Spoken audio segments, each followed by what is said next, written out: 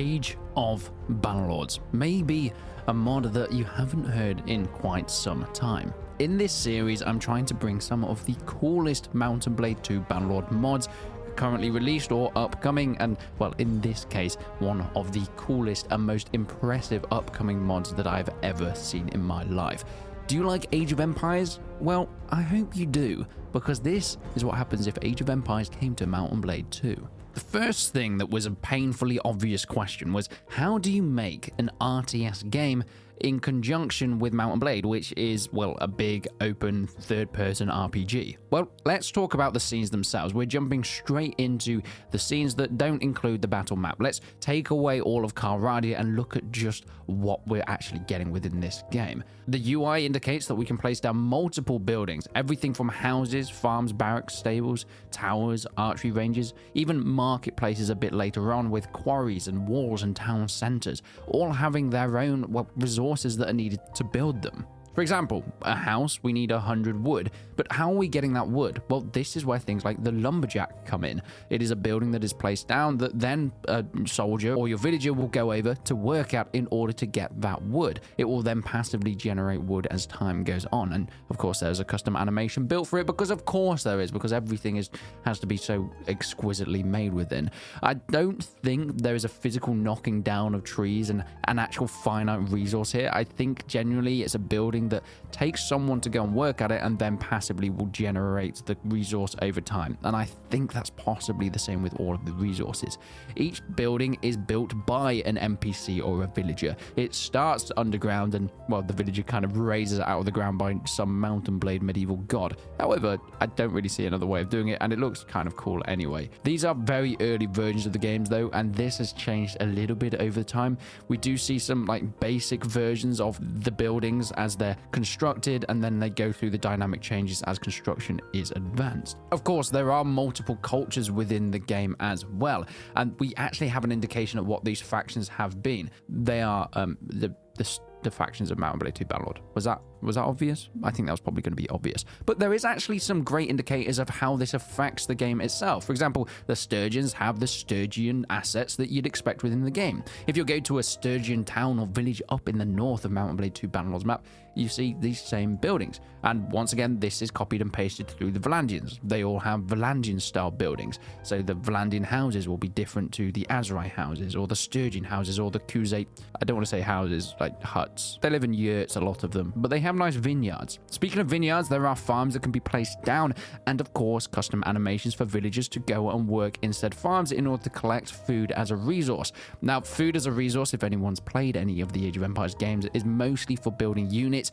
and at least at the start specifically your villagers themselves. So there is a lot that you can do in terms of collecting resources, but what happens if you gain too many resources, or there are resources that you run out of that you need to buy? Well, this is where that market comes in that I mentioned a little bit. Marketplaces allow you to sell and buy resources in exchange for gold, and it's set up a lot like, well, Age of Empires marketplaces. For 100 wood, we can get 135 gold. Great. But every time we buy that, the gold we get goes down. So marketplace value and exchange rate does actually change depending on how saturated said market resource is.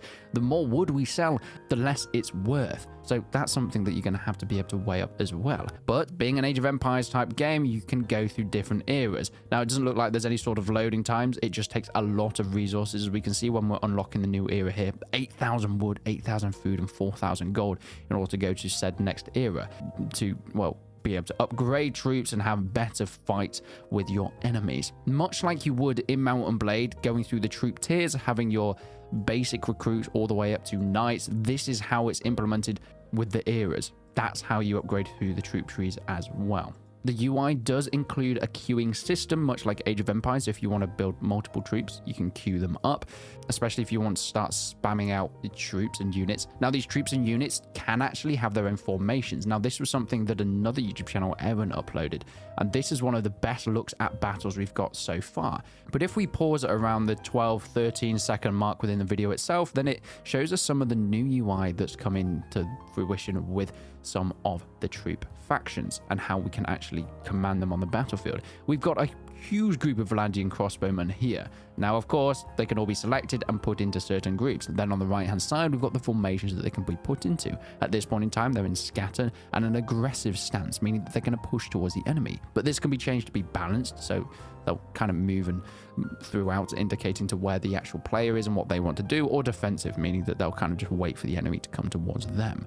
But of course, if you have shield walls, you can put them in spear walls or squares if you have spears as well, or lines if that's something you want to do. Now, it doesn't look like there's a skein formation, which is kind of the formation that cavalry would normally use, but I actually haven't seen too much cavalry being used within those videos, so maybe this is something that's still in development. Something that might have gone unnoticed is the very bottom left, you can see the population limit. This guy within the video has 45 out of 55 troops. Now, this is where your houses come in. Anybody that's playing an Age of Empires game would know that the more houses you build, the more population you get. But it doesn't actually stop there when it comes to troops and battles. So let's have a little deep dive into what happens when you start fighting enemies. Of course, your crossbowmen will go absolutely mental, destroying all the enemy's units that will start charging at you.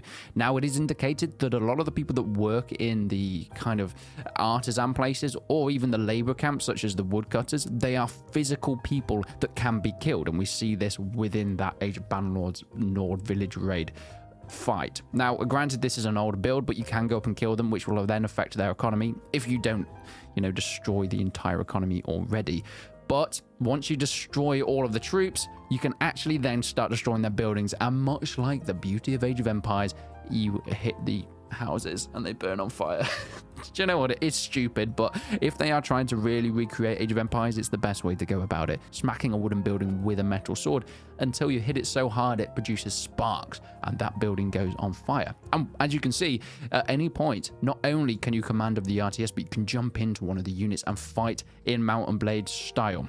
So if you want to play as a cavalry or a musketman, in this case, yes, there is a musket within this mod, or if you want to play as infantry, not only can you command them in your RTS mode, very Age of Empires style above, but you can jump down, take the body of one of your units and fight as if you are playing Mount and Blade as well. But let's talk a little bit about the AI, because you will be having AI on the battlefield as well, and they can all do their own things. The AI has some really good organic development, so they will go through the rigmarole of building their townhouses, going through the ages as well, collecting the right resources and building troops. So when you go to attack them, they'll have their own troops and armies for you. I think it's really impressive how they've done this, and we can see the speed through seeing how the AI do build up their settlements. We have their farms being built. Now, of course, things tend to mold into the earth a little bit more because, once again, this is Mount and Blade, and as every Mount and Blade modder has already said, it's incredibly tricky and horrible to actually mod itself. But that is something that can be done, and you do have to watch out for the enemy, and I wonder if there's going to be difficulty levels. I'd like to think there are, but we haven't seen that thus far. There are also siege weapons that that don't have anyone pushing them. It's Age of Empires. The trebuchets can move on their own. It's goddamn gorgeous. I love the fact that they've done that. They are basically AI controlled things that you can, I wonder, take control of yourself. I think that would be incredibly funny if you're able to actually jump into the body of it as well. Additionally, one of the coolest things is being able to add extra mods on top of it. We can see in this case the Realm of Thrones mod, which is the Game of Thrones one, and you're able to do Age of Empires within Bannerlord with Game of Thrones skins. And, well, this is where we see the dragon coming in as well. It's basically like having Age of Empires mods, but we're playing Mount and Blade 2 Bannerlord. There is so much to explore here. There are so many more development updates that I'm going to leave in the description, but let me know what mods you'd like me to showcase next. There is extra things like being able to upgrade weapons, and like in Age of Empires, having armories to upgrade your armor and the skills of each troops as well. So if you want me to cover that, please let me know in the description below. But until then, I will see you in the next one.